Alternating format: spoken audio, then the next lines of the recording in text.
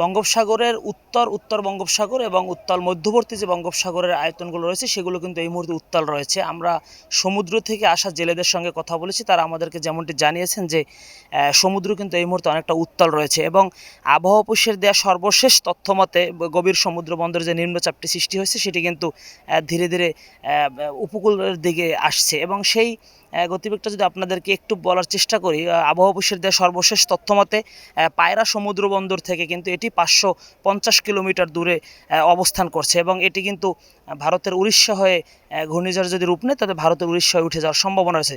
আবহাওয়া অফিসের সর্বশেষ তথ্যমতে এতটুকু আমাদেরকে জানানো হয়েছে। তবে আমরা এই মুহূর্তে রয়েছি দক্ষিণ অঞ্চলের সবচেয়ে বড় মৎস্য বন্দর আলিপুর এবং মহিপুর যে মৎস্য বন্দর অবতরণ কেন্দ্র এই জায়গাটিতে। এখানে কিন্তু দক্ষিণ অঞ্চলের যে বড় যে ট্রলারগুলো, যে ফিশিং বোটগুলো সমুদ্রে মাছ শিকারের জন্য যায় এবং এখানে বাংলাদেশের যে বড় বড় যে ঘাটগুলো রয়েছে সেই চাঁদপুর থেকে শুরু করে কক্সবাজার, চিটাগং, তারপর হচ্ছে মোংলা, সব জায়গার ট্রলারগুলোই কিন্তু এখানে যে কোনো ঝুঁকিপূর্ণ সময় তার অবস্থান নেয় এবং অবস্থান নেওয়ার পরে আমরা তাদের কাছ থেকে যে কোনো তথ্য জানতে পারি। তাই এই মুহূর্তে সমুদ্রের আবহাওয়া অনেকটাই উত্তাল রয়েছে। সমুদ্র উত্তাল থাকার কারণে আমরা যে জেলেরা সমুদ্র থেকে ফিরে এসেছে তাদের সঙ্গে আমরা কথা বলেছি।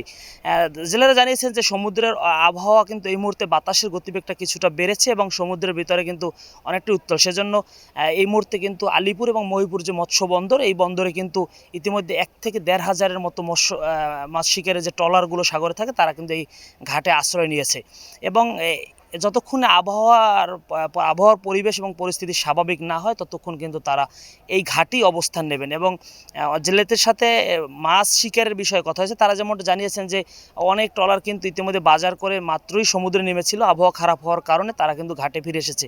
যতক্ষণে আবার আবহাওয়া ঠিক না ততক্ষণ তারা আবার এই ঘাটে অবস্থান করবে। এখানে কিন্তু শুধু এই যে দক্ষিণ অঞ্চলের ট্রলারগুলোই রয়েছে সেটি নয়, এখানে কিন্তু বাংলাদেশের অন্যান্য যে মৎস্য বন্দরগুলো রয়েছে সেই বন্দরের অভ্যন্তরীণ এলাকা থেকে যারা কাছাকাছি অবস্থান করছিল তারাও কিন্তু এই বন্দরে অবস্থান নিয়েছে। এখানে কিন্তু চিটাগং, বাঁশখালী থেকে শুরু করে বাংলাদেশের আরও বিভিন্ন অঞ্চলের মৎস্য ট্রলার কিন্তু এই বন্দরে এখানে এসেছে এবং আশ্রয় নিয়েছে এবং আমরা যেমনটা দেখেছি যে আসলে আবহাওয়াটা কিন্তু মোটামুটি রৌদ্রোজ্জ্বল আবহাওয়া, আবার কখনো কখনো বৃষ্টি হচ্ছে, দমকা বাতাস হচ্ছে, আসলে বোঝা যাচ্ছে না যে পরিবেশ পরিস্থিতি কোন দিকে যাবে। তবে আবহাওয়া অফিসের দেওয়া সর্বশেষ তথ্য মতে তারা বলেছেন যে পরবর্তী নির্দেশ না দেওয়া পর্যন্ত জেলেরা যেন উপকূলের কাছাকাছি থেকে তারা চলাচল করতে বলা হয়েছে। তো এই ছিল আসলে আবহাওয়ার সর্বশেষ পরিস্থিতি, উপকূলের আবহাওয়া থেকে সর্বশেষ। আমি ধন্যবাদ দর্শক সবাইকে। আমি এই মুহূর্তে রয়েছি মৎস্য বন্দর আলিপুর এবং মহিপুরের ঘাটে।